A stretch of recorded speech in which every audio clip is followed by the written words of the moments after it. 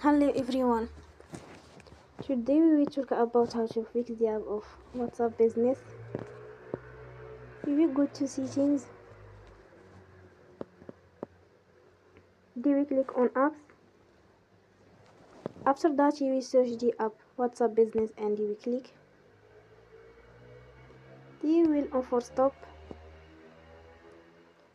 After that you will go to storage. Then we click on clear cache.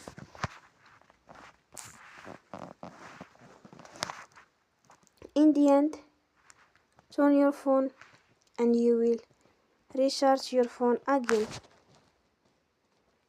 Don't forget to support us by like and subscribe. See you next time and thank you for attention.